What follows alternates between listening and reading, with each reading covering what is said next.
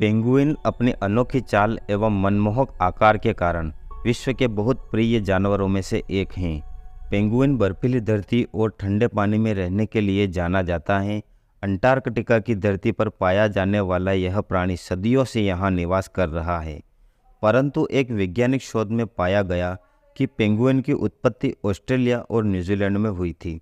शुरुआत में इनकी 25 प्रजातियां थी, परंतु वर्तमान में केवल 18 प्रजातियां ही शेष हैं, जिनमें से सम्राट और एडली प्रमुख प्रजातियां हैं। एक पेंगुइन का औसत जीवन काल 15 से 20 साल का होता है। एक बड़े पेंगुइन का वजन 40 किलोग्राम और लंबाई लगभग 115 सेंटीमीटर तक होती है। एक जीवाश्म शोध में पाया गया कि पेंगुइन लगभग 50 मिलियन वर्ष पहले विकसित हुए थे। उस समय इनकी लंबाई 170 सेंटीमीटर तक होती थी, जो एक मनुष्य की लंबाई के बराबर हैं। वैज्ञानिकों का मानना है कि पेंगुइन पहले उड़ने वाले पक्षी हुआ करते थे। समय के साथ साथ पेंगुइन ने उड़ान छोड़ दी और अपने पंखों को तैराकी के लिए विकसित किया। पेंगुइन भोजन के लिए पूरी तरह समुद्र पर निर्भर रहते हैं, जिसके कारण औसतन एक पेंगुइन अपना 75% समय पानी के अंदर बिताते हैं। इतने समय पानी में रहने के कारण ये अच्छे तैराक और गोताखोर बन गए हैं। पेंगुइन पानी में 250 मीटर तक की गहराई तक गोता लगा सकते हैं, परंतु पेंगुइन पानी के अंदर सांस नहीं ले सकते, जिसके कारण पेंगुइन सिर्फ 10 मीटर तक की गहराई में गोता लगाते हैं और सांस लेने के लिए पानी में कुछ मीटर दूर पानी से बाहर छलांग लगाते रहते हैं। पेंगुइन की कुछ ऐसी प्रजातियां भी हैं जो 15 घंटे तक पानी में लगातार गोता लगा सकती हैं।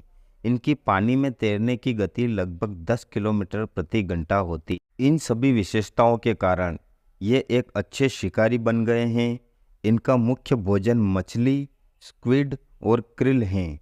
एक अच्छा शिकारी होने के बावजूद पेंगुइन के भी शिकारी हैं। किलर व्हेल और सील ये पेंगुइन का शिकार करते हैं और इन्हें अपना भोजन बना लेते हैं। पेंगुइन के समूह को कॉलोनी कहा जाता है। बर्फ में ज़्यादा ठंड से बचने के लिए ये ज़्यादातर समय समूह बनाकर रहते हैं। पेंगुइन साल में एक बार प्रजनन करते हैं। एक नर पेंगुइन अपने समूह में से एक मादा पेंगुइन को संभोग के लिए चुनता है और अपने जीवन काल में सिर्फ उसी मादा से संभोग करता है। मादा पेंगुइन की गर्भकाल की अवधि 2 महीने की होती है। जब मादा पेंगुइन अंडे देती है तो उसके बाद अंडों की सुरक्षा की जिम्मेदारी नर पेंगुइन के पास होती है।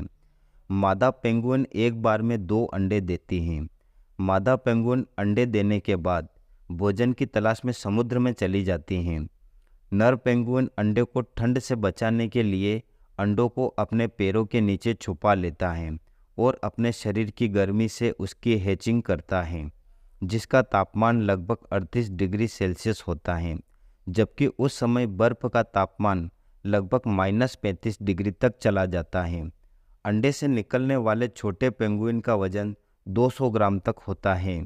लगभग 1 साल की अवधि के बाद बच्चे बड़े हो जाते हैं और शिकार के लिए तैयार होते हैं। भारत में पेंगुइन का निवास मुंबई में स्थित वीर माता जीजाबाई भोसले उद्यान है। यहाँ पर पेंगुइन की कॉलोनी बसाई गई है। वैज्ञानिकों ने एक शोध में पता लगाया है कि पेंगुइन मानव जाति और पर्यावरण के लिए हानिकारक साबित हो रहे हैं, क्योंकि पेंगुइन की पूप से निकलने वाली हानिकारक गैसें पर्यावरण को नुकसान पहुंचा रही हैं, जिससे ग्रीन हाउस प्रभावित हो रहा है। जहां एक ओर पेंगुइन पर्यावरण के लिए खतरा साबित हो रहे हैं, वहीं दूसरी ओर पर्यावरण भी पेंगुइन के लिए खतरा साबित हो रहा है। 2016 में आए तूफानों के कारण समुद्री बर्फ नष्ट हो गई, जिससे पेंगुइन के बच्चे अंटार्कटिका के समुद्र में डूब गए। 2017 और 2018 में भी तूफानों ने पेंगुइन को मौत के घाट उतार दिया। पिछले 50 वर्षों में अंटार्कटिका के पेंगुइन की कॉलोनी में 75% की गिरावट नजर आई है। इस तरह पर्यावरण आपदाओं के कारण ये प्राणी भी धीरे धीरे विलुप्ति की कगार पर पहुंच रहे हैं।